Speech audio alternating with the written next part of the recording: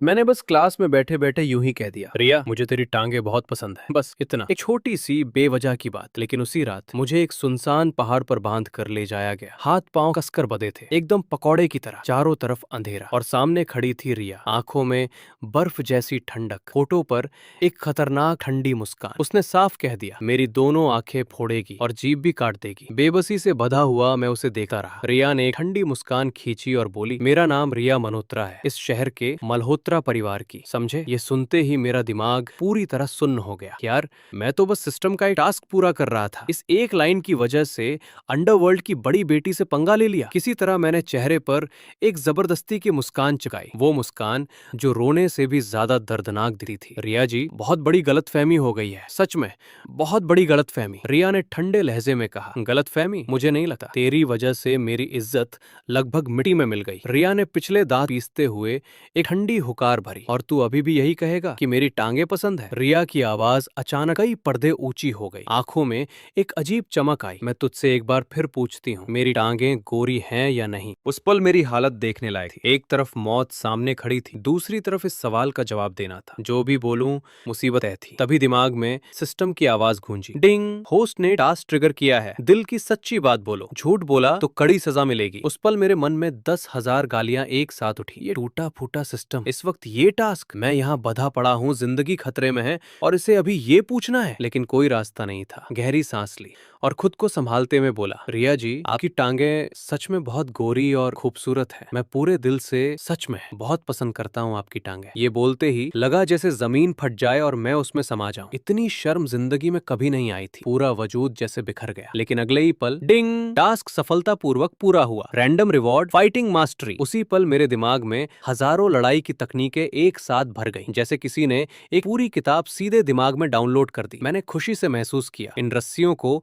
मैं अब बड़े आराम से खोल सकता हूं। मैंने चुपचाप रस्सियां खोल दी, लेकिन बाहर से बिल्कुल वैसे ही बंधा हुआ दिखा रहा। इधर रिया का चेहरा लाल हो गया था, गुस्सा भी, शर्म भी, दोनों एक साथ। पास खड़े दोनों काले कपड़ों वाले बॉडीगार्ड्स भी ये सुनकर दंग रह गए थे। एक ने चुपके से मुझे थम्स अप दिखाया, क्योंकि घर में रिया एक असली तूफान थी। पूरे मल्होत्रा परिवार में कोई नहीं था जो उसे छेड़ने की हिम्मत रखे। बॉडीगार्ड्स मन में सोच रहे थे, पहले तो बस डराने का प्लान था, लेकिन अब ये लड़का तो गया। रिया का गुस्सा 7वें आसमान पर था। बदतमीज! चीखते हुए उसने पांव उठाया और सीधे मेरे पेट पर जोर से लात मारी। लेकिन मैं पहले ही रस्सियां खोल चुका था। शरीर एक तरफ हुआ और लात हवा में गई। उसने पूरी ताकत लगाई थी, लात खाली गई। रिया का बैलेंस बिगड़ गया और वो आगे की तरफ लड़खड़ाने लगी। नीचे जमीन पर बिखरे थे कांच के तेज टुकड़े। दीदी संभलो! दोनों बॉडीगार्ड्स चीखे, लेकिन ये सब इतनी तेजी से हुआ कि वो कुछ नहीं कर पाए। वो दोनों अभी भी सोच रहे थे कि मैं बंधा हुआ हूं। इस अचानक स्थिति में उनका दिमाग काम ही नहीं किया। रिया को भी खतरा दिखा, लेकिन शरीर काबू में नहीं था। बस उसने आंखें बंद कर ली, दर्द के लिए तैयार थी। लेकिन दर्द नहीं आया। अगले पल वो एक गर्म और मजबूत बाहों में थी। धीरे धीरे आंखें खोली और सीधे मेरी बेबस आंखों से नजरें टकराईं। तुम ठीक हो? मेरी आवाज में पूरी फिक्र थी। रिया एक पल के लिए जम गई, आंखों के कोने अचानक लाल हो गए। धीरे से बोली, थैंक यू। दोनों बॉडीगार्ड्स ने राहत की सांस ली। बड़ी मुसीबत टल गई, लेकिन मेरी तरफ उनकी नजरें हैरानी से भरी थी। ये लड़का साधारण नहीं है। मैं रिया को बाहों में लिए खड़ा था, गर्म, नर्म, और मन में सोच रहा था, इतनी बड़ी जिंदगी में एक लड़की का हाथ तक नहीं पकड़ा और अचानक ये। मैं थोड़ा हड़बड़ा गया हूं। तभी एक बॉडीगार्ड से रहा नहीं गया, उसने खास कर माहौल तोड़ा। दीदी ठीक हो ना? उसे साफ लग रहा था माहौल बिगड़ता जा रहा है। इस उम्र में दिल बड़ा कमजोर होता है। अगर ये दोनों यूं ही रहे, कुछ बड़ा हो जाएगा। रिया को होश आया। झटके से उसने खुद को मुझसे अलग किया। तूने मुझे बचाया, इसलिए इस बार माफ किया। अब यहाँ से जा, जल्दी। बॉडीगार्ड ने मुझे घूरते हुए कहा, सुना, छोड़ दिया गया है तुझे। बड़े खुशनसीब हो। और ज्यादा लालच मत करो। मेंढक को हसीनी खाने की तमन्ना नहीं करनी चाहिए। मैंने बेबसी से हाथ उठाए। भाई जाऊं कहाँ? तुम लोग मुझे यहाँ बांध कर लाए थे। ये कौन सी जगह है? मुझे पता भी नहीं। कम से कम घर तो छोड़ो। रिया और दोनों बॉडीगार्ड्स, तीनों को एक साथ याद आया। अरे हाँ, ये तो हम भूल ही गए। 1 घंटे बाद एक काली गाड़ी मेरे घर के नीचे रुकी। शुक्रिया रिया जी, कल दिन में खाना मेरी तरफ से, कहकर मैंने गाड़ी का दरवाजा बंद किया और बिना एक बार भी पलटे वहाँ से चला गया। रिया गाड़ी में बैठी बाहें बांधे मेरी पीठ देखती रही। मन में धीरे से बुदबुदाई, लंबा है, देखने में भी बुरा नहीं। फिर अचानक खुद को झटका दिया और जोर से अपने माथे पर हाथ मारा। मैं क्या सोच रही हूँ? उस मेंढक के बारे में? नहीं, बिल्कुल नहीं, कभी नहीं। मैं उस जैसे बेशर्म बदतमीज इंसान को कभी पसंद नहीं कर सकती। रिया पूरे रास्ते उल्टे सीधे ख्याल सोचती रही और जब घर पहुंची तो उसे पता भी नहीं चला कि कब आ गई। घर में घुसते ही माहौल बड़ा गर्म और खुशनुमा था। बड़े भाई रोहन मल्होत्रा घर के कपड़ों में किचन में खाना बना रहे थे, बिल्कुल एक आम इंसान की तरह। रोहन ने आवाज सुनकर पलटा। रिया को देखकर चेहरे पर फौरन नरम स्नेही मुस्कान आई। आ गई? डिनर बस थोड़ी देर में हो जाएगा, जरा रुको। वो बोलते बोलते काम करता रहा। रिया ने सिर हिलाया और सीधे अपने कमरे में भाग गई। दरवाजा बंद करते ही अपने नरम बड़े बिस्तर पर मुंह के बल गिर पड़ी। लेकिन दिमाग में न जाने क्यों बस एक ही चेहरा था, मेरा। वो बेबस चेहरा। जितना हटाने की कोशिश करती उतना और सामने आता, जितना सोचती उतना ज्यादा गुस्सा चढ़ता। कमीना, बेशरम, बदतमीज। रिया ने पास रखा खरगोश का खिलौना उठाया और उस पर एक के बाद एक मुक्के मारने लगी। इधर नीचे किचन में रोहन के चेहरे से वो नरम मुस्कान कब की जा चुकी थी। वो सब्जी पकाता रहा, हाथ रुके नहीं, लेकिन कान दोनों बॉडीगार्ड्स की रिपोर्ट पर थे। सर, उस लड़के ने खुद रस्सियां खोल ली। उसकी प्रतिक्रिया और हाथ पांव की फुर्ती हम दोनों से कहीं बेहतर थी। हम शर्मिंदा है। दोनों ने शर्म से सिर झुकाया। रोहन के होठों के कोने ऊपर उठे। दिलचस्प है, रोहन ने सोचा। लगता है उसका रिया के प्रति कोई बुरा इरादा नहीं, लेकिन यकीन से लिन परिवार का कोई चक्कर है। लेकिन उसकी संभावना कम है। तुमने कहा उसका बैकग्राउंड बिल्कुल साफ है, बस एक साधारण स्टूडेंट, पढ़ाई में थोड़ा अच्छा, बस इतना। तुमने जो बताया उसके बाद मैं खुद उसके बारे में थोड़ा उत्सुक हो गया हूँ। रोहन के हाथ बिना रुके चलते रहे, लेकिन दिमाग अंदर से कुछ और सोच रहा था। पहले सोचा था विक्रम को भेजकर उस लड़के का काम तमाम करवा दूं, लेकिन अब लगता है मामला इतना बड़ा नहीं करना चाहिए। वो लड़का थोड़ा अजीब है, एक बात। और दूसरी असली चिंता ये है कि मेरी बहन का दिल शायद पहले ही डोल चुका है। बचपन से रोहन ने रिया को इस परिवार की गंदगी और अंडरवर्ल्ड की काली दुनिया से दूर रखा था, बिल्कुल सुरक्षित, एक बूंद भी नहीं छूने दी। और अब ये लड़का। रिया, खाना लग गया, नीचे आ। थोड़ी देर बाद रिया गुलाबी स्लीपवेयर पहने थपथपाते छोटे छोटे कदमों से नीचे आई। आकर चुपचाप डाइनिंग टेबल पर बैठ गई, अपनी जगह पर। भाई बहन लंबी मेज के दोनों सिरों पर बैठे। रिया ने मुंह फुलाया, एक घूंट चिकन सूप पिया। भाई, आज इस चिकन सूप में चीनी डाली है क्या? रिया ने एक और छोटा घूंट लिया और अनजाने में खुद ब खुद सिर हिला दिया। फिर अचानक खुद को रोका और झटके से सामान्य होने की कोशिश की। कुछ नहीं भाई, मैंने सब संभाल लिया। बॉडीगार्ड से उसकी जमकर धुलाई करवाई। रिया ने अपनी छोटी छोटी गुलाबी मुट्ठियां हवा में लहराई, बड़े जोरदार और खूंखार अंदाज में। रोहन ने एक नजर उस पर डाली। वो इतनी आसानी से झूठ बोल रही थी, बिना तैयारी के। रोहन का दिल ठंडा पड़ गया। मन में सोचा, धुलाई करवाई और खुद उसी की बाहों में जा गिरी, और चेहरा अभी तक लाल है। रोहन ने एक लंबी सांस ली। सुन, इस वीकेंड उसे घर ले आ, मुझे उससे मिलना है। मन में लगभग तय हो गया था, मेरी बहन इस लड़के के चक्कर में पड़ने वाली है।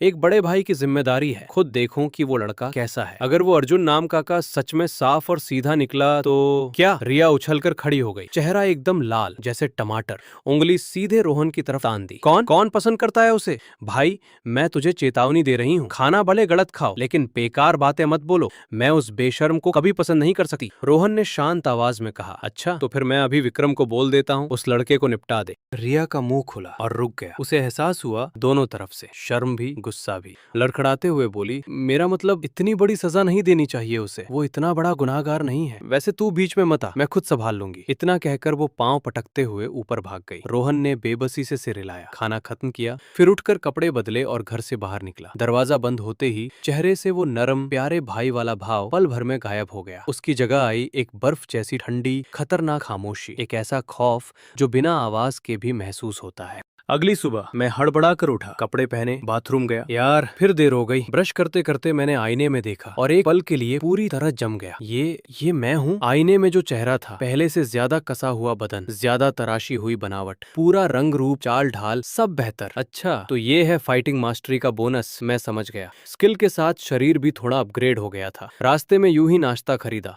और बड़े आराम से इत्मीनान से कॉलेज की तरफ चल दिया। तभी एक गली के मुहाने से आवाजें आईं। मैंने अनजाने में एक नजर डाली। कुछ पीले बालों वाले लफंगे एक दुबले पतले चश्मे वाले स्टूडेंट को घेरे खड़े थे। साफ पता चल रहा था हफ्ता वसूली चल रही है। मैंने सांस ली, सिर हिलाया, पाव का एक बड़ा टुकड़ा दांतों से तोड़ा और मन ही मन उन लफंगों के इस घटिया काम की जोरदार निंदा की। फिर मैंने आंखें बंद की, जैसे कुछ देखा ही नहीं, और आगे बढ़ने लगा। दूसरों से मतलब नहीं, अपना काम करो, यही मेरा असली उसूल है। डिंग, होस्ट ने टास्क ट्रिगर किया। उस स्टूडेंट को तुरंत बचाओ और उन लफंगों को एक गहरा सबक सिखाओ। अगले ही पल मैंने एक शानदार पलटी ली और दृढ़ता से गली में घुस गया। जरूरतमंद की मदद करना, यही भी मेरा उसूल है। लफंगे अभी हाथ उठाने ही वाले थे, मैंने गला खखारा। वो, माफ करना, जरा बात करें। मेरी आवाज एकदम आलसी, थोड़ी बेपरवाह, लेकिन इतनी कि सबका ध्यान खिंच गया। सबके हाथ रुक गए। सरदार लफंगे ने भौहें चौराई। क्या है तेरा? बीच में मत आ। मैंने पाव खाते खाते बिल्कुल आराम से कहा, देखो, तुम इसे मारोगे तो मुझे बड़ी परेशानी होगी। सरदार ने एक पल रुकर मुझे देखा, फिर मुंह फाड़कर हंसा। ओहो, हीरो बनने चला है? मुझे ऐसे जैसे भोले भाले मासूम लोग बहुत पसंद है। पीटने में बड़ा मजा आता है इन्हें। मैंने शांत होकर धीरे से सिर हिलाया। पाव का आखिरी टुकड़ा निकला। ठीक है, तो फिर जल्दी करो, मुझे क्लास जानी है। और सरदार को बीच की उंगली दिखा दी। बस इतना काफी था। लफंगे चिल्लाते चीखते मुझ पर टूट पड़े, लेकिन फाइटिंग मास्टरी के बाद मेरी नजर में उनकी हर हरकत जैसे धीमे धीमे फिल्म की तरह चल रही थी। मैंने बॉक्सिंग स्टांस लिया, पैरों में लय, मुक्के तेज और बिल्कुल सटीक। हर एक घूसा ठीक उस जगह लगा जहां लगना चाहिए था। कुछ ही पलों में सारे लफंगे जमीन पर लौट रहे थे, कराहते चिल्लाते। उनकी चीखें और गालियां हवा में गूंजती रहीं। मैं धीरे धीरे सरदार की तरफ बढ़ा। वो घबराकर पीछे हटा। रुक मत आ। कांपते हाथों से जेब में हाथ डाला, एक छोटी सी चाकू निकाली और मेरी तरफ तान दी। मैंने रुककर उसे देखा। चाकू रख दे, हफ्ता वसूली पर कुछ दिन की सजा बस। लेकिन चाकू निकाला तो मामले का रंग बदल जाता है, सोच ले। मैंने उसकी तरफ ध्यान दिए बिना चश्मे वाले स्टूडेंट के पास गया और उसे उठाया। फिर सरदार की तरफ इशारा करके पूछा, ये कितना मांग रहे थे तुझसे? चश्मे वाला अभी भी कांप रहा था। 800 रुपए। क्या? मैंने अचानक जोर से आवाज उठाई, इतनी जोर से चिल्लाया कि वो बेचारा चश्मे वाला भी उछल गया। मैं सरदार की तरफ मुड़ा, आंखों में गुस्सा। तुम लोगों में इंसानियत है या नहीं? ये स्टूडेंट है, पढ़ता है। तुम जैसे लफंगों का कोई जमीर नहीं है क्या? सरदार को एक पल लगा समझने में, फिर उसे समझ आया। ये लड़का उल्टा उसी से पैसे निकालने की कोशिश कर रहा है। उसके दिमाग में उस वक्त 10,000 जानवर एक साथ भागे। सरदार ने गहरी सांस ली, दांत पीसते हुए बोला, 5,000 नहीं है मेरे पास, ज्यादा से ज्यादा 1,000। मैंने एक पल भी नहीं रुका, सीधा एक उड़न लात सरदार के पेट पर। वो धराम से जमीन पर, हाथ से चाकू भी उड़ गई। 1,000? तूने इससे 5,000 लूटे और मुझे 1,000 दे रहा है, जैसे मैं तेरा डाकू हूं और तू पीड़ित। सरदार पेट पकड़े पड़ा था, लगभग खून उगलने की हालत में। बमुश्किल बोल पाया, भाई जरा सोच, हम इस शहर के लिन गैंग के आदमी हैं। उसके पास और कोई चारा नहीं था, बस यही बड़ा नाम खींच सकता था। वो लिन गैंग का सबसे नीचे का छोटू था, लेकिन इस वक्त यही एक उम्मीद थी। मैंने सुनकर एक पल रुका, सिर थोड़ा टेढ़ा किया। लिन गैंग? पहली बार सुना। सरदार का मुंह खुला रह गया। रुको भाई, मैं देता हूँ, 5,000 देता हूँ, ठीक है? ये हालत देखकर सरदार तुरंत पिघल गया। मैंने एक भौ उठाई, तो फिर जल्दी करो। सरदार ने कांपते हाथों से फोन निकाला और 5,000 ट्रांसफर किए। फिर अपने सारे साथियों को घसीट कर वहां से भागा। मैंने चश्मे वाले की तरफ पलटा, ये रख 2,000, अस्पताल जा, डॉक्टर को दिखा। चश्मे वाले ने हाथ हिलाया, नहीं नहीं भाई, उन्होंने मुझसे सिर्फ 800 मांगे थे। सच में? मैंने उसे पूरी बात करने का मौका भी नहीं दिया। बाकी मेडिकल चार्ज है, बहस मत कर। पैसे ट्रांसफर किए और वहां से चल दिया। एक आदमी इत्मीनान से गली से बाहर निकला। डिंग, टास्क पूरा, रैंडम रिवॉर्ड, एनिमल कम्युनिकेशन। मैं चलते चलते रुका। जानवरों से बात, ये किस काम का है? दिमाग में सिस्टम से पूछा। सिस्टम ने एकदम ठंडे रूखे लहजे में जवाब दिया, सरल शब्दों में, जानवर तुम्हारी बात समझेंगे। मैंने एक गाली मन में दी, बहुत काम की चीज है जिंदगी में। खैर, लेकिन आज की लड़ाई ने एक बात साफ कर दी, फाइटिंग मास्टरी ने तकनीक दे दी, लेकिन शरीर की असली ताकत अभी भी उतनी नहीं है। तकनीक अपनी जगह, लेकिन शरीर साथ नहीं दे रहा। काश सिस्टम में कोई फिजिकल एनहेंसमेंट वाली स्किल भी हो। मैं भौहें सिकोड़ कर सोचता रहा। खैर, जो होना था वो हुआ। स्कूल पहुंचा तो लेट था। टीचर ने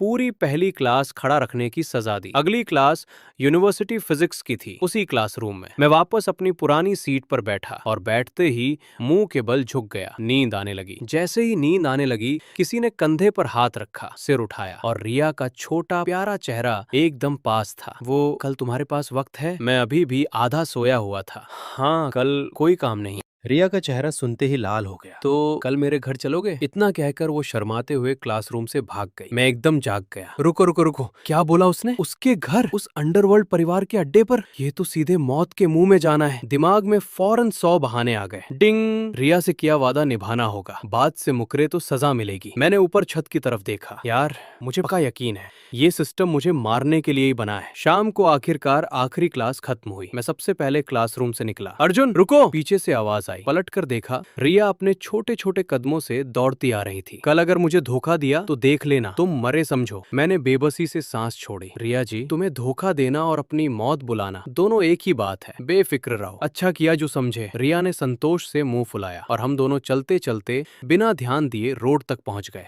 वहां एक काली गाड़ी खड़ी थी, पास एक सूट पहना आदमी खड़ा था। मैंने पहचाना, कल रात का एक बॉडीगार्ड। वैसे थोड़ा साथ चले, रास्ते में छोड़ दो। रिया ने गाड़ी का दरवाजा खींचा और रुक गई। मेरा घर और तेरा घर बिल्कुल उल्टी दिशा में है, साथ का रास्ता कहाँ से आया? आज जल्दी छुट्टी है, बीच में कहीं से राइस नूडल्स खाने जाना है। रिया ने गहरी सांस ली। वो मेरे सामने आई, ऊपर देखते हुए मुस्कुराई, मीठी मीठी मुस्कान, और फिर जोर से मेरे पांव पर कदम रखा।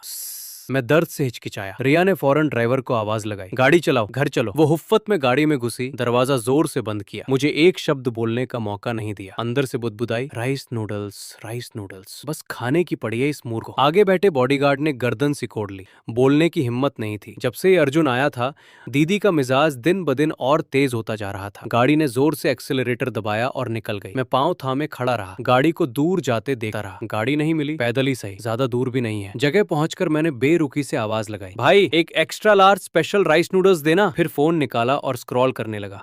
भाई मुझे भी वही देना जो इन्होंने लिया। बगल में एक आदमी आ गया था, उसने भी वही ऑर्डर दिया। मैंने एक नजर डाली, ज्यादा ध्यान नहीं दिया, लेकिन अगले ही पल उस आदमी ने मेरे बिल्कुल पास आकर कुछ मेरी कमर में दबाया। आवाज धीमी थी, हिलना मत, बंदूक है, लापरवाही की तो गोली चल सकती है। मेरी पूरी बॉडी तन गई। दिमाग ने तुरंत हिसाब लगाया, बंदूक की पकड़, रुख, दबाव, ये आदमी मजाक नहीं कर रहा। मैंने आवाज दबाई, तुम कौन हो, मल्होत्रा परिवार या लिन गैंग? आदमी ने हल्की हंसी दी, अच्छा अंदाजा लगाया, मेरा नाम विक्रम है, मल्होत्रा परिवार का। लेकिन मुझे उत्सुकता है, तुमने लिन गैंग का नाम कैसे लिया? आज सुबह उनके आदमियों को पीटा था, नतीजा निकाला। हम दोनों यूं ही बात करते रहे। सामने नूडल्स वाला कुछ भी अजीब नहीं पकड़ पाया। यहाँ इतने लोग हैं, तुम गोली नहीं चला सकते, आजमा सकते हो? मैं तुरंत चुप हो गया, ये रिस्क नहीं ले सकता। दोनों के नूडल्स तैयार। विक्रम ने दोनों ऑर्डर लिए। यहाँ से कोने पर दाईं तरफ एक बार है, सीधे ऊपर दूसरी मंजिल। मैं जानता हूँ तुम्हारी स्किल्स अच्छी है, लेकिन मेरी बंदूक तेज है और इसमें कारतूस है, इस पर शक मत करना। मेरे पास कोई रास्ता नहीं था। दोनों ऑर्डर हाथ में लिए और आगे चल दिया, विक्रम बिल्कुल मेरे पीछे। बार के प्राइवेट कमरे में घुसते ही विक्रम ने मुझे एक धक्का दिया। वो खुद आराम से सोफे पर पसर गया, बंदूक खुलेआम निकाली और बिना झिझक मेरी तरफ तान दी। मैंने नूडल्स के दोनों ऑर्डर टेबल पर रखे, शांत कदमों से सामने वाले सोफे पर जाकर बैठ गया। बंदूक की काली नाल मेरी तरफ थी। मैं उसे बिना किसी भाव के देखता रहा और पहली बार ठीक से विक्रम को देखा। तराशा हुआ चेहरा, गहरा रंग, छोटे साफ सुथरे बाल, हर एक हरकत में एक अनुशासन था, एक खास तरह की तैयारी। मेरी सिक्स्थ सेंस बोली, ये आदमी फौज में रहा है और काफी वक्त तक। तुम डरते बिल्कुल नहीं? विक्रम ने हैरानी से कहा। डरू क्यों, तुम गोली नहीं चला सकते?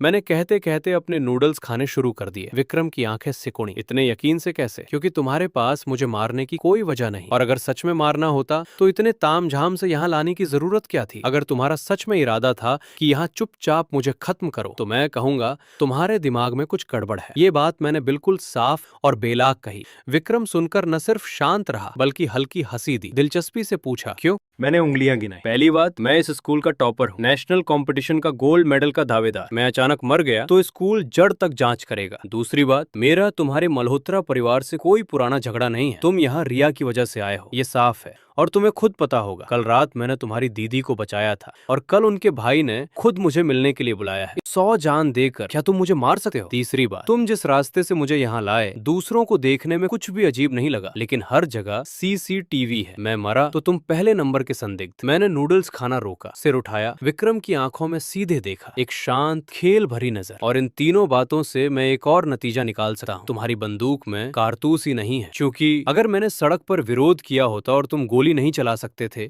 और किसी ने देख लिया कि तुम्हारे पास लोडेड बंदूक है, तो ना सिर्फ तुम बर्बाद, पूरे मल्होत्रा परिवार पर मुसीबत आ जाती। एक पल की खामोशी। विक्रम अचानक आगे झुका, आंखें गहरी और अंधेरी, बंदूक उठाई और सीधे मेरे माथे से लगा दी। एक पल भी नहीं रुका, ट्रिगर दबा दी। मैंने अपनी आंखें तक नहीं झपकाई। चेहरे पर एक बेपरवाह मुस्कान लिए मैं उस बंदूक की काली नली को देखता रहा। तभी एक करारी क्लिक की आवाज आई। वो खाली बंदूक थी। जैसा कि मैंने अंदाजा लगाया था, बंदूक में कोई बुलेट नहीं थी। विक्रम अचानक जोर से हंस पड़ा और बंदूक को एक तरफ फेंकते हुए अपनी जेब से एक फोन निकाला जिस पर कॉल चालू थी। उसने फोन पर कहा, तुमने सुन लिया ना, ये लड़का बहुत तेज है, मैं इसे सिर्फ इसी हद तक टेस्ट कर पाया। फोन के दूसरी तरफ से रोहन ने बस एक की आवाज की और कॉल कट गई। विक्रम ने फोन वापस जेब में रखा और जब उसने मेरी तरफ देखा तो उसके उस ठंडे चेहरे पर एक तारीफ भरी मुस्कान आ चुकी थी। उसने कहा, मानना पड़ेगा लड़के, इतनी कम उम्र में तुम्हारा दिमाग बहुत तेज चलता है, तभी तो तुम उस नखरेबाज रिया के गुस्से को झेल पाए। मैंने उसे एक प्रोफेशनल मुस्कान दी, अपने रोस्ट नूडल्स का आखिरी टुकड़ा आराम से खाते हुए टिश्यू से अपना मुंह पोंछा। मैंने पूछा, तो क्या अब मैं यहां से जा सकता हूं? उसने कहा, अरे यार ऐसा मत करो, मुश्किल से मौका मिला है, थोड़ी बात तो कर लें। मैंने रिया को बचपन से बढ़ते देखा है, मैं उसका आधा भाई जैसा हूं। मैंने एक गहरी सांस ली। मुझे लगा जैसे मेरे शब्द खत्म हो रहे हैं। मैं तुम्हें बता रहा हूं, मेरे और रिया के बीच सब कुछ एकदम साफ है। लेकिन विक्रम को भरोसा नहीं हुआ और उसकी आंखों में अचानक एक खतरनाक चमक आ गई। लड़के, क्या तुम अपनी जिम्मेदारी से भागना चाहते हो? मुझे उसके अंदर से एक भारी दबाव महसूस होने लगा। उसे शायद लगा कि इस शहर में सिर्फ दिमाग से काम नहीं चलता। मैंने कहा, जिम्मेदारी से भागना कैसा? मैंने तो उसे बस एक बार गले लगाया था। मेरी बात पूरी भी नहीं हुई थी कि अचानक मेरे पूरे बदन के रोंगटे खड़े हो गए। विक्रम ने बिना किसी वार्निंग के मुझ पर एक अजगर की तरह अचानक हमला कर दिया। सोचने का बिल्कुल समय नहीं था। मेरे दिमाग से पहले मेरे शरीर की मसल्स ने रिस्पॉन्स किया। मैंने जोर से जमीन पर पैर मारा और अपनी फाइटिंग मास्टरी की बदौलत एक जबरदस्त बैकफ्लिप मारकर उसके हमले को बाल बाल चकमा दे दिया। विक्रम की आंखों में हैरानी साफ दिख रही थी। बहुत तेज हो। लेकिन मैंने उसे संभलने का मौका नहीं दिया। तुरंत सोफे का सपोर्ट लेते हुए मैं हवा में उछला और एक फ्लाइंग किक सीधे उसके सिर की तरफ दे मारी। विक्रम का रिएक्शन भी कमाल का था। उसने तुरंत अपने हाथ ऊपर करके अपने सिर को बचा लिया और मेरी उस भारी किक को रोक दिया। मैंने चालाकी से उसके ब्लॉक किए हुए हाथों को एक सपोर्ट की तरह इस्तेमाल किया। हवा में अपने शरीर को 180 डिग्री घुमाया और अपने दूसरे पैर से बिजली की फुर्ती के साथ सीधे उसकी छाती पर वार कर दिया। एक भारी आवाज के साथ विक्रम दूर जा गिरा और जमीन पर एक रोल लेने के बाद किसी तरह खड़ा हुआ। उसकी आंखों में तगड़ा शौक था। उसने मुझसे पूछा, तुमने ये फाइटिंग टेक्निक किससे सीखी? मैंने बिना चेहरा बदले झूठ बोल दिया, इंटरनेट से खुद ही सीखी है। वो चुप हो गया। उसका चेहरा कह रहा था, क्या तुम मुझे बेवकूफ समझ रहे हो? उसने अपनी छाती को सहलाया और बोला, तकनीक तो अच्छी है, लेकिन तुम्हारी ताकत कम है। तुम्हारी बॉडी की ताकत तुम्हारी टेक्निक से मैच नहीं कर रही, जिससे तुम्हारी परफॉर्मेंस लिमिट हो रही है। बिना ताकत और स्टेमिना के ये टेक्निक हवा में महल बनाने जैसी है, जो कभी भी ढह जाएगी।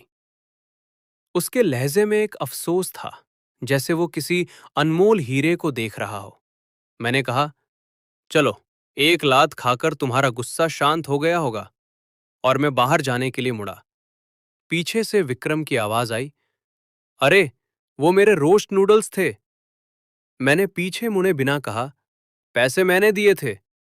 जैसे ही मैंने दरवाजा खोला, कल रात वाला वेटर हाँफते हुए भागता आया और चिल्लाया, विक्रम भाई, गड़बड़ हो गई। माया की गैंग के लोग आ गए हैं। वहां माया खुद आई है। विक्रम ने सुना तो उसकी भवें तन गई। वो मुझे भूलकर तुरंत नीचे की तरफ भागा। मैंने सोचा कि अंडरवर्ल्ड की दुनिया भी आसान नहीं है। मेरा जाने का मन था, लेकिन नीचे का माहौल देखकर मेरी उत्सुकता बढ़ गई और मैं दूसरी मंजिल पर ही रुक गया। नीचे बार के पास गहरे रंग के सूट में एक लेडी, माया, हाथ में कॉकटेल का ग्लास हिलाते हुए आराम से खड़ी थी। विक्रम सीढ़ियों से तेजी से नीचे उतरा और सीधे उसकी तरफ बढ़ा।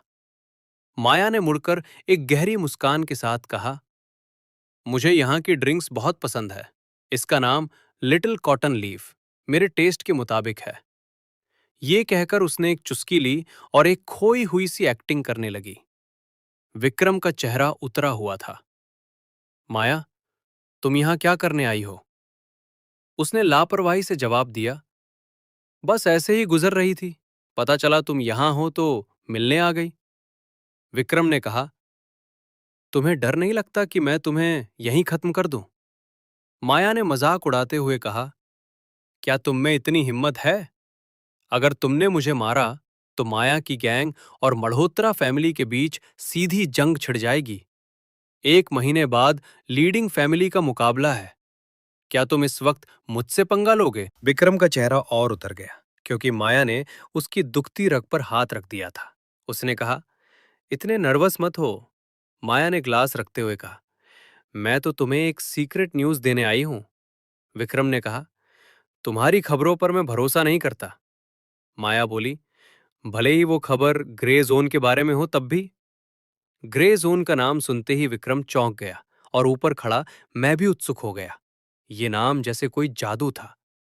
माया विक्रम के रिएक्शन से खुश हुई और बोली, कल रात राठौर फैमिली ग्रे जोन की एक बड़ी मालिक फैमिली के साथ पैलेस रेस्तरां में मीटिंग करने वाली है। विक्रम का चेहरा गंभीर हो गया। अगर राठौर फैमिली को सच में उनका सपोर्ट मिल गया तो मल्होत्रा फैमिली खतरे में आ जाएगी। इसी वक्त मैंने नीचे जाने का फैसला किया। मैं इस गैंग वॉर के लफड़े में नहीं पड़ना चाहता था, लेकिन मेरे जूतों की आवाज ने नीचे के सन्नाटे को तोड़ दिया। विक्रम ने धीरे से कहा, गड़बड़ हो गई। वो शायद भूल गया था कि मैं भी ऊपर हूं। मैंने नीचे आते हुए शिकायत करने के अंदाज में कहा, यार तुम्हारे इस बार का वॉशरूम ढूंढना भूल भुलैया जैसा है। बहुत टाइम लग गया। और हाँ, वहां का बेसिन का नल भी खराब है, उसे ठीक करवा लेना। आधी बात बोलते ही मुझे एहसास हुआ कि माहौल बहुत अजीब है और मैं रुक गया। नीचे मौजूद हर किसी की नजरें मुझ पर टिक गईं। विक्रम ने अपना सिर पकड़ लिया। माया के बगल में खड़े स्कारफेस यानी राका ने मुझे ठंडी नजरों से देखा, जबकि माया मुझे ऐसे देख रही थी जैसे उसे कोई नया महाद्वीप मिल गया हो। उसने मुझे ऊपर से नीचे देखा। कॉलेज की यूनिफॉर्म, एक स्टूडेंट, इस वक्त यहां? मल्होत्रा फैमिली में तो कभी इसके बारे में नहीं सुना। क्या तुम उनके हेड के नाजायज बेटे हो? मेरे दिमाग में आया कि बात बहुत बढ़ गई है। मैंने विक्रम को एक गुस्से भरी नजर से देखा कि उसने अब तक इस लेडी को यहां से भगाया क्यों नहीं। मैंने एक मासूम सी मुस्कान के साथ कहा, मैं तो बस गुजर रहा था, आप लोग जारी रखिए। और मैं वहां से खिसकने लगा। लेकिन जैसे ही मैं माया के पास से गुजरा, उसने अपनी जगह से हिले बिना धीरे से कहा, राका। और अगले ही पल एक असली बंदूक की काली नली सीधे मेरी आंखों के सामने थी। इस बार यह विक्रम की नकली गन नहीं थी। विक्रम चिल्लाया, रुक जाओ माया, तुम क्या करना चाहती हो? विक्रम को इतना परेशान देखकर माया और एक्साइटेड हो गई। उसे यकीन हो गया कि मेरी पहचान बहुत बड़ी है। तभी मेरे दिमाग में सिस्टम की आवाज गूंजी, डिंग, होस्ट के लिए टास्क ट्रिगर हुआ है। अपनी ताकत और हिम्मत के दम पर इस सिचुएशन से बाहर निकलो। भले ही सिस्टम ना होता तब भी मैं यही करता। माया ने कहा, स्टूडेंट इतनी जल्दी मत जाओ, चलो थोड़ी बात करते हैं। उसका लहजा नॉर्मल था पर उसमें एक ऑर्डर था। मैंने उसकी बात पर ध्यान नहीं दिया। मैंने अपनी ठंडी और बेजान आंखों से उस राका को देखा और बहुत कम आवाज में बोला, मुझे नफरत है जब कोई मुझ पर बंदूक तानता है। मेरी आवाज बहुत भारी थी। राका ने मजाक उड़ाते हुए कहा, तो तुम क्या करोगे, बदला लोगे? मैंने एक गहरी सांस ली, अपने गुस्से को काबू किया और धीरे से पीछे मुड़ा। बात करनी है? क्या बात करनी है? जैसे ही मेरा शरीर आधा मुड़ा, मेरी पूरी मसल्स एक शिकारी चीते की तरह तन गई। मैं पलक झपकते ही नीचे झुका, जिससे बंदूक का निशाना चूक गया। राका एक पल के लिए हैरान रह गया कि मैंने सच में पलटवार करने की हिम्मत की। उसी एक पल की देरी का मैंने पूरा फायदा उठाया। राका ने दोबारा निशाना साधने की कोशिश की, लेकिन तब तक मैंने उसकी कलाई को लोहे के शिकंजे की तरह जकड़ लिया था। एक जबरदस्त क्रैक की आवाज आई। मैंने उसकी कलाई मरोड़कर तोड़ दी और बंदूक उसके हाथ से छूट गई। जमीन पर गिरने से पहले ही मैंने उसे हवा में लपक लिया। बिना एक सेकंड गवाए मैंने बंदूक का रुख राका की जांग की तरफ किया और ट्रिगर दबा दिया। वो दर्द से चीख पड़ा। कलाई टूटने और जाग में गोली लगने के दर्द से वो तुरंत जमीन पर ढेर हो गया। मैं वहीं नहीं रुका। मैंने तुरंत बंदूक की नली उस हैरान खड़ी माया के चेहरे पर तान दी। मेरी आवाज बर्फ जैसी ठंडी थी।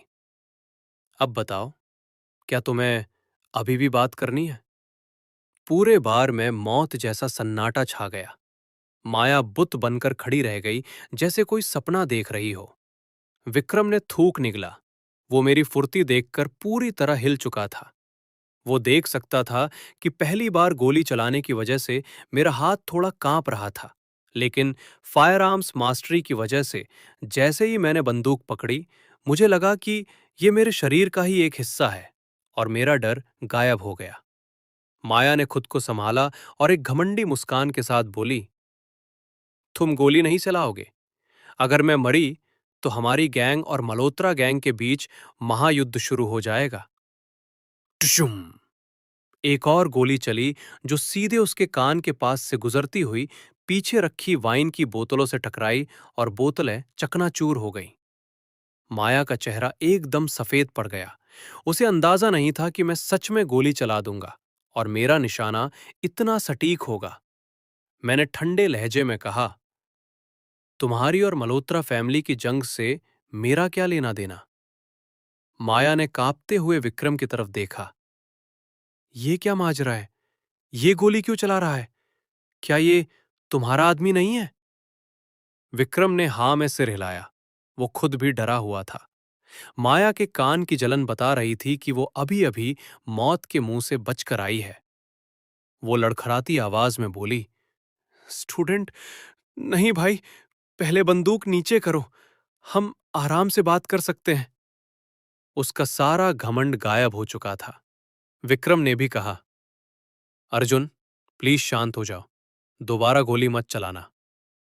मेरी आंखें अभी भी ठंडी थीं और गन सीधे माया पर टिकी थी। वो बुरी तरह घबरा चुकी थी। थोड़ी देर बाद मैंने एक गहरी सांस ली और बंदूक नीचे की।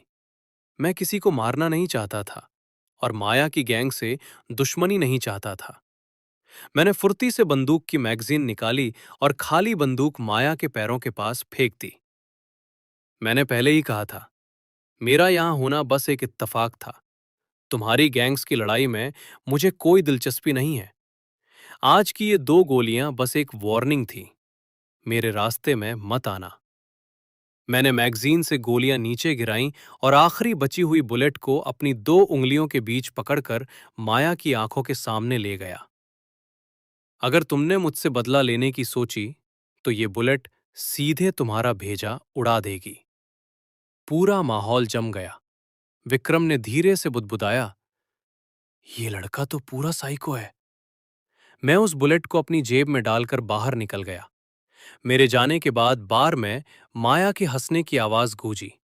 वो जमीन से बंदूक उठाते हुए एक अजीब और विकृत मुस्कान हंस रही थी। घर लौटते हुए मैंने सिस्टम के ब्लैंक स्किल स्क्रॉल को यूज किया तो मुझे एक हाई ग्रेड स्किल मिली। अचानक मेरे पूरे शरीर में ताकत का एक समंदर उमड़ पड़ा। अब फाइटिंग मास्टरी और सुपर ह्यूमन बॉडी के साथ मैं किसी भी क्लोज रेंज फाइट के लिए तैयार था। अगली सुबह मेरी आंख ठीक सुबह 7 बजे खुल गई, जो एक कॉलेज स्टूडेंट के लिए बिल्कुल अजीब बात थी। इस स्किल की वजह से मेरी बॉडी का मेटाबॉलिज्म बढ़ गया था और नींद की जरूरत कम होकर सिर्फ 5 से 6 घंटे रह गई थी। मैंने सोचा, क्या बकवास स्किल है, मेरी संडे की नींद ही छीन ली। मैंने ब्रश करते हुए खुद को आईने में देखा और नीचे नाश्ता करने चला गया। दोपहर 11 बजे रिया का फोन आया। हे बदतमीज अर्जुन, सोकर उठे या नहीं? मैं मुस्कुराया, एक वाइट टी शर्ट और बेज कलर का जैकेट पहना और गेट पर आ गया। 1 मिनट बाद रिया एक ब्लैक कार से उतरी। इत्तेफाक से उसने भी बेज कलर का जैकेट, वाइट शर्ट और ब्लैक शॉर्ट स्कर्ट पहनी थी। हम दोनों एक साथ खड़े होकर बिल्कुल कपल लग रहे थे। रिया ने मुझे ऊपर से नीचे देखा और अपनी भवें सिकोड़ते हुए बोली, तुम मेरे भाई से मिलने ऐसे कपड़ों में जा रहे हो? ये बहुत बचकाना और इमैच्योर है। मैंने मजाक में कहा, ठीक है, मैं घर जाकर बदल आता हूं।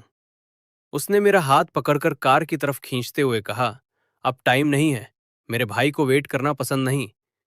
कार में वही 2 पुराने बॉडीगार्ड्स थे। रास्ते भर रिया मुझे समझाती रही, देखो, मेरे भाई के सामने सीधे बनकर रहना।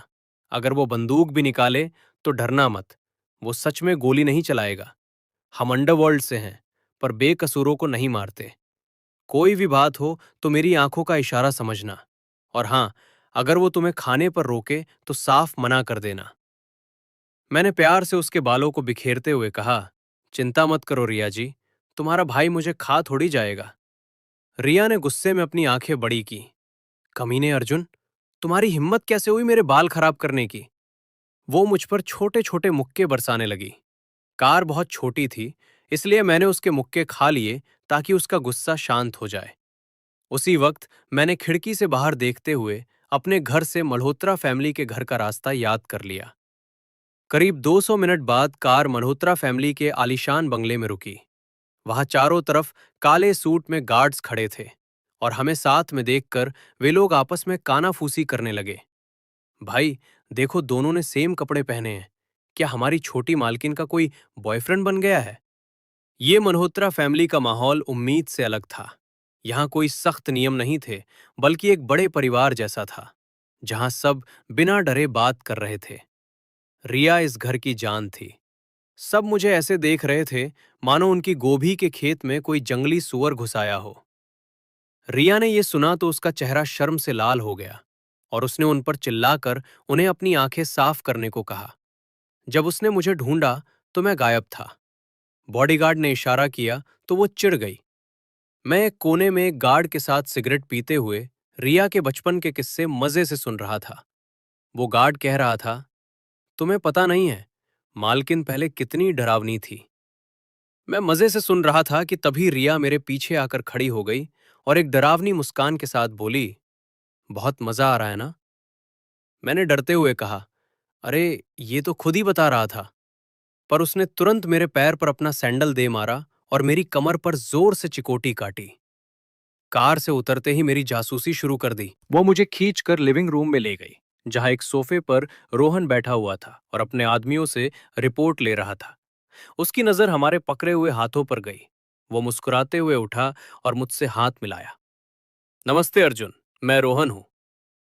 वो बहुत शांत था, पर मैं जानता था कि इस चेहरे के पीछे एक शिकारी छुपा है। तभी सिस्टम की आवाज आई, रिया के साथ अपना वादा पूरा करने के लिए होस्ट को बधाई। रिवॉर्ड में आपको एक low grade skill dirty black jack मिलती है, जिससे पीछे से डंडा मारने पर दुश्मन 100% बेहोश हो जाएगा। मुझे लगा ये क्या घटिया स्किल है, पर मैंने रख ली। रोहन ने रामू काका से हमारे लिए चाय और रिया के लिए कॉफी मंगवाई। उसने कहा, रिया हमेशा तुम्हारा जिक्र करती रहती है, इसलिए मैं तुमसे मिलना चाहता था। रिया चौंक गई। भाई! रोहन ने उसे एक नजर से शांत करा दिया। इसके बाद रोहन ने मेरे बारे में पूछा कि मैं अकेले क्यों रहता हूं। मैंने बताया कि मेरे माता पिता होम टाउन में है और यूनिवर्सिटी के हॉस्टल अच्छे नहीं हैं, इसलिए मैं बाहर रहता हूं। रोहन ने कहा, अच्छा है, तुम पढ़ाई में अच्छे हो। रिया का पढ़ाई में मन नहीं लगता, उसकी मदद कर दिया करो। मैंने कहा, आप मजाक कर रहे हैं? हम दोनों बातें कर रहे थे और रिया बोर होकर जम्हाई ले रही थी। तभी चाय आई और रोहन ने मुझे अपने स्टडी रूम में चेस खेलने के बहाने अकेले में बात करने के लिए बुलाया और रिया को बाहर ही छोड़ दिया। रिया दरवाजे पर खड़ी रह गई और झुंझलाकर सोफे पर कॉफी पीने लगी। स्टडी रूम में चेस खेलते हुए रोहन ने सीधे मुद्दे की बात की। कल रात बार में जो हुआ, विक्रम ने मुझे सब बता दिया है। माया बदला जरूर लेगी। मैंने कहा, अगर वो आई तो मैं सच में उसका भेजा उड़ा दूंगा। रोहन ने पूछा, तुम्हारी ये स्किल्स, फाइटिंग टेक्निक और गन चलाने का तरीका कहां से आया? मैंने बहाना बनाया, इंटरनेट से खुद ही सीखा है। रोहन ने उस बात को छोड़ दिया और मेरी आंखों में देखकर पूछा, क्या तुम सच में मेरी बहन रिया को पसंद करते हो? मैं झूठ पकड़ने में माहिर हूं, इसलिए सोच समझकर जवाब देना। मैं एक पल के लिए रुक गया। मैंने सोचा कि रिया का वो गुस्सा, उसका मेरे गले लगना, क्लास में उसका चेहरा ढूंढना, क्या ये प्यार है? मैंने रोहन से कहा, मैंने कभी लाइफ में डेटिंग नहीं की, पर अगर किसी के लिए दिल का धड़कना और उसकी परवाह करना पसंद करना है, तो हाँ, मैं रिया को पसंद करता हूं। रोहन मुस्कुराया। उसे पता चल गया कि मैं सच बोल रहा हूं। उसने मुझसे पूछा कि मैं मल्होत्रा फैमिली के बारे में क्या सोचता हूं। मैंने कहा, ये बाकी अंडरवर्ल्ड जैसी क्रूर नहीं है। रोहन हंसा और बोला कि ये नाम सिर्फ आत्मरक्षा के लिए कमाया गया है। खेल खत्म हुआ और मैं हार गया। रोहन ने मुझसे मल्होत्रा गैंग ज्वाइन करने का ऑफर दिया और कहा कि वो हमारी पूरी सुरक्षा करेगा, लेकिन मैंने साफ मना कर दिया। मैं किसी गैंग का हिस्सा नहीं बनूंगा। मुझे अपनी आजादी पसंद है। इसका मतलब ये नहीं कि मैं आपका दुश्मन हूं। मैं रिया का ख्याल रखूंगा, क्योंकि वो रिया है, आपकी फैमिली के बैकग्राउंड की वजह से नहीं। रोहन मेरी इस बात से बेहद इंप्रेस हुआ। तभी दरवाजे पर दस्तक हुई और विक्रम अंदर आया, जिसके पीछे रिया छुपी हुई थी। विक्रम ने रिपोर्ट दी, बॉस, राठौड़ फैमिली का head Digvijay Rathore palace restaurant पहुंच चुका है और माया की गैंग के लोग भी वहां जा रहे हैं। रोहन ने मुझसे कहा कि मैं रिया के साथ वहां चलूं।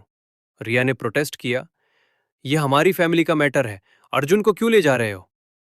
रोहन ने उसका मुंह दबाते हुए कहा, चिंता मत करो, हम तुम्हारे बॉयफ्रेंड को कुछ नहीं करेंगे। 1 घंटे बाद हम पैलेस रेस्तरां पहुंचे। रोहन ने मुझे अपनी कार में बिठाया था और रिया को विक्रम के साथ भेजा था, जिससे रिया बहुत चिढ़ी हुई थी। वो कार से उतरी और बड़बड़ाने लगी। मैं उसके पास गया और बोला, क्या हुआ मालकिन, इतनी गुस्से में क्यों हो? मैंने उसका चेहरा छूने की कोशिश की तो उसने मेरा हाथ हटा दिया। तुमने और भाई ने कार में क्या खिचड़ी पकाई? मैंने कहा, कुछ नहीं, उन्होंने बस तुम्हारी रक्षा करने को कहा। हम अंदर गए। रेस्तरां के बड़े हॉल में बहुत तगड़ा तनाव था। वहां राठौड़ और माया की गैंग के लोग खड़े थे। मैंने देखा कि माया एक नए बॉडीगार्ड के साथ खड़ी थी और राठौड़ फैमिली का नालायक वारिस रणवीर राठौड़ उससे बहस कर रहा था। माया को उसकी बातों में कोई दिलचस्पी नहीं थी। मैं रिया को लेकर एक कोने में बैठ गया और वहां रखे बफे से एक बड़ा चिकन लेग लेकर खाने लगा। वाह, ये चिकन बहुत मस्त है, रिया ने कहा। थोड़ा तमीज से खाओ। तभी माया हमारे पास आई और नाटक करते हुए बोली, अरे रिया बहन, बहुत दिनों बाद मिली। ये तुम्हारा नया दोस्त कौन है? मैंने मुस्कुराते हुए अपनी उंगलियों से बंदूक का शेप बनाकर उसके माथे पर तान दिया और धीरे से कहा, बैंग। मिस माया, कल की बुलेट याद है ना? मैंने उसे संभाल कर रखा है। माया का चेहरा गुस्से से काला पड़ गया। हम वहां से उठकर बाहर की तरफ बढ़े और रिया मुझसे उन सब बातों का मतलब पूछने लगी, पर मैंने रोहन के स्टाइल में उसका मुंह दबाकर उसे शांत करा दिया। उसने गुस्से में मेरे हाथ पर मारा। तुम्हारी हिम्मत कैसे हुई मेरा मुंह दबाने की? मैंने उसे पूरी कहानी शॉर्ट में सुना दी कि बार में एक मामूली बहस हुई थी। उसने पूरी तरह विश्वास नहीं किया, पर जाने दिया और बोली, उस माया से दूर रहा करो। तभी हॉल में एक सफेद बालों वाले कड़क इंसान की एंट्री हुई। वो राठौर फैमिली का हेड दिग्विजय राठौड़ था। उसके साथ ग्रे जोन की मालिक फैमिली का हेड बलराज मलिक भी था। रणवीर राठौड़ ने अपने पिता से कहा, पिताजी, इन मल्होत्रा और माया की गैंग वालों को हमारे प्लान का पता चल गया है। इन्हें बाहर निकालो। लेकिन दिग्विजय राठौड़ ने बलराज मलिक से माफी मांगी और अपने बेटे की नादानी के लिए खेद जताया। बलराज मलिक ने स्टेज पर आकर अपना इंट्रोडक्शन दिया। मैं ग्रे जोन की मालिक फैमिली से हूं। हम इस शहर में शिफ्ट होने का प्लान कर रहे हैं, लेकिन हम बिल्कुल न्यूट्रल रहेंगे और किसी भी गैंग वॉर में हिस्सा नहीं लेंगे। ये सुनकर सबने राहत की सांस ले ली। लेकिन तभी रोहन ने अपना दांव खेला। उसके दर्जन भर गार्ड्स आगे बढ़े और रोहन ने सीधे दिग्विजय राठौड़ पर बंदूक तान दी। बाकी मल्होत्रा मेंबर्स ने भी अपनी गन निकाल ली। माया ने गाली दी, ये तो पूरा पागल है। रोहन ने मुस्कुराते हुए ट्रिगर दबाया। क्लिक। बंदूक खाली थी। कोई गोली नहीं चली। लेकिन अगले ही पल रोहन और उसके आदमियों ने अपनी बंदूकों का रुख सीधे अपने ही दिल की तरफ कर लिया और फिर से क्लिक की आवाज आई।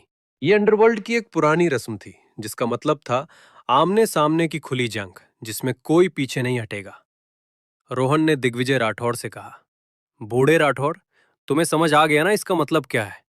आज से मल्होत्रा फैमिली और राठौड़ फैमिली के बीच आर पार की जंग शुरू होती है। 1 महीने के अंदर एक फैमिली पूरी तरह खत्म हो जाएगी।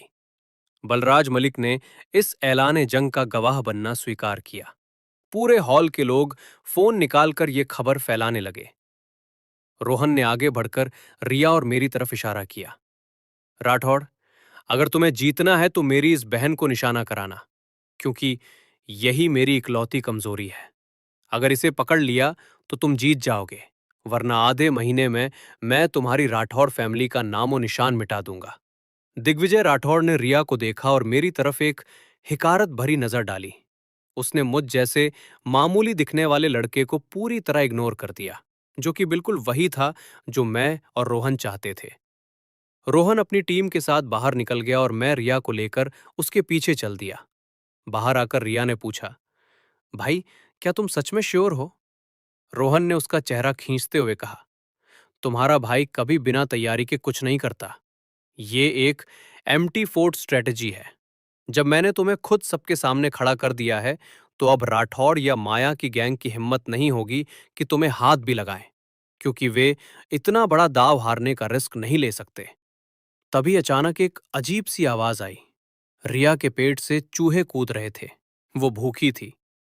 रोहन हंसा और उसने मुझे रिया को बाहर ले जाकर खाना खिलाने को कहा, क्योंकि वो आज बहुत बिजी रहने वाला था। मैंने मजाक में कहा, भाई, अंदर बफे में इतना खाना बचा है, वही चलकर खा लेते हैं ना। रोहन का मुंह थोड़ा अजीब हो गया। अगर तुम ऐसा करोगे तो मैं तुम्हारी जान की गारंटी नहीं दे सकता। जंग का ऐलान करने के तुरंत बाद वापस खाना खाने जाना दिग्विजय राठौड़ के मुंह पर थूकने जैसा होगा। रोहन गाड़ी लेकर चला गया और हम दोनों अकेले रह गए। मुझे भी सुपर ह्यूमन बॉडी की वजह से बहुत तेजी से भूख लग रही थी। रिया ने अपने फोन पर पास के एक 5 स्टार हॉटपॉट रेस्टोरेंट को ढूंढा।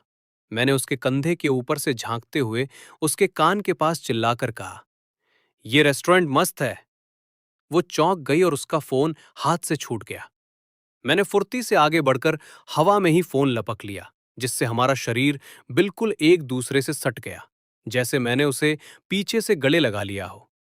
रिया का चेहरा टमाटर की तरह लाल हो गया और हम दोनों झेप कर अलग हो गए। मैंने बात बदलने के लिए कहा, चलो यहां चलते हैं। हम चलते हुए यूनिवर्सिटी एरिया के पास पहुंचे जहां बहुत भीड़ थी। मैंने उसका हाथ पकड़ लिया और कहा, भीड़ बहुत है, कहीं तुम खो ना जाओ। उसने शर्माते हुए अपना हाथ मेरे हाथ में रहने दिया।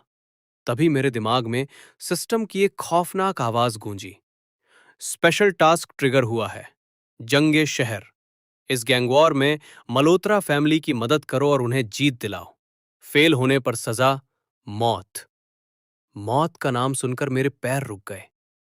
मैंने रिया के पूछने पर मुस्कुराकर बात टाल दी कि मेरा पेट थोड़ा खराब है। हम जैसे ही हॉट पॉट रेस्टोरेंट के अंदर गए, मुझे एक जानी पहचानी आवाज सुनाई दी, अरे यार, मेरा वो दोस्त तो पूरा गधा है, रोज मेरी असाइनमेंट कॉपी करता है और क्लास में खर्राटे मारता है। वो आवाज किसी और की नहीं, मेरे कमीने दोस्त करण की थी, जो एक लड़की के सामने अपनी शेखी बघार रहा था। वो कह रहा था, मैं बहुत मददगार हूं, मेरी वजह से उसकी पढ़ाई अच्छी चल रही है।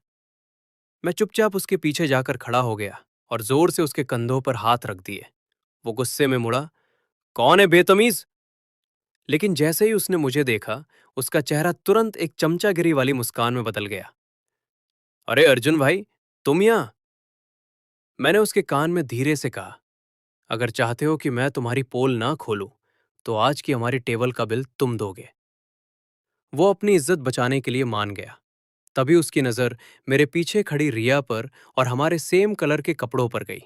वो हैरान रह गया, तुम किसके साथ हो? ओ भाई! उसने मुझे चुपके से थम्स अप दिखाया। मैंने तुरंत उसके बगल वाली टेबल बुक कर ली। करण ने अपनी साथ बैठी लड़की से हमारा इंट्रोडक्शन करवाया। ये फॉरेन लैंग्वेज डिपार्टमेंट की सीनियर दिव्या है, मेरी अच्छी दोस्त। और दिव्या, ये मेरा भाई अर्जुन है और ये उसकी गर्लफ्रेंड रिया है। गर्लफ्रेंड शब्द सुनते ही रिया का चेहरा लाल हो गया, लेकिन मैंने बात संभालते हुए कहा, हम अभी सिर्फ अच्छे दोस्त हैं। करण मुझे और इम्प्रेसिव नजरों से देखने लगा। मैंने वेटर को बुलाकर सबसे महंगी डिशेस ऑर्डर करना शुरू कर दिया, जिसे देखकर करण का चेहरा हरा पड़ गया। मैंने दिव्या से कहा, सीनियर, मेरा भाई करण बहुत टैलेंटेड है, हमारे मैथ्स के टीचर भी इसकी तारीफ करते हैं। क्यों भाई? करण ने रोते हुए चेहरे के साथ कहा, हाँ भाभी, मैं थोड़ा लो की रहता हूं। मैं मुस्कुराया। रिया को मैंने चुपके से बता दिया कि करण बिल दे रहा है, इसलिए वो रिलैक्स हो गई। जब टेबल पर बहुत सारा खाना आ गया, तो रिया हैरान रह गई कि हम इतना कैसे खाएंगे। मैंने 2 बड़ी प्लेट्स बीफ की उठाई और करण की टेबल पर रख दी। लो भाई करण, सीनियर को अच्छा खाना खिलाओ, हमेशा घास फूस क्यों खाते हो? खुले दिल से खाओ। दिव्या ने थैंक यू कहा और करण अंदर ही अंदर खून के आंसू रो रहा था, क्योंकि पैसे उसके लग रहे थे और क्रेडिट मुझे मिल रहा था। जब मैं वापस अपनी सीट पर बैठा, तो अचानक मेरी जांघ पर एक जबरदस्त दर्द हुआ। रिया टेबल के नीचे से मेरे पैर को अपने सैंडल से दबा रही थी और एक प्यारी सी मुस्कान के साथ फुसफुसाई, लगता है सीनियर से बात करके बड़ा मजा आ रहा था, खुद जाकर मटन परोस रहे थे। मुझे समझ आ गया कि वो जलस हो रही थी। मैंने धीरे से कहा, क्या तुम मुझसे जल रही हो? उसने तुरंत मना किया, कौन जल रहा है? और अपनी शर्म छुपाने के लिए हॉट पॉट के उबलते सूप में मटन के टुकड़े डालने लगी। उसकी इस हरकत ने मेरे दिल को छू लिया। मैंने खुद से वादा किया कि अगर मैं इस स्पेशल टास्क से जिंदा बचा, तो रिया से अपने दिल की बात कह दूंगा। थोड़ी देर बाद करण बिल पे करके दिव्या के साथ चला गया। खाना खत्म करके हम रेस्टोरेंट से बाहर आए। मुझे लड़कियों के साथ डेटिंग का कोई आइडिया नहीं था, इसलिए मैंने कहा कि चलो मैं तुम्हें पैदल ही घर छोड़ देता हूं। और हम दोनों रात के बाजार की भीड़ में टहलने लगे। तभी रिया एक गुब्बारा फोड़ने वाले स्टॉल के पास रुक गई, जहां उसकी आंखें एक बहुत बड़े आलीशान पिकाचू टेडी बियर पर टिक गईं।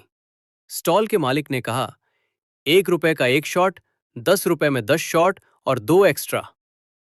रिया ने पूछा, वो पिकाचू जीतने के लिए कितने गुब्बारे फोड़ने होंगे? मालिक ने हंसकर कहा, मैडम, वो हमारा सबसे बड़ा प्राइज है। उसके लिए आपको लगातार 30 शॉट्स बिल्कुल सही निशाने पर मारने होंगे। लगातार 30 निशाने लगाना कोई बच्चों का खेल नहीं है। बड़े बड़े निशानेबाज भी यहां आकर फेल हो जाते हैं। वीडियो पसंद आई हो तो लाइक करें और भी वीडियोस के लिए सब्सक्राइब करें।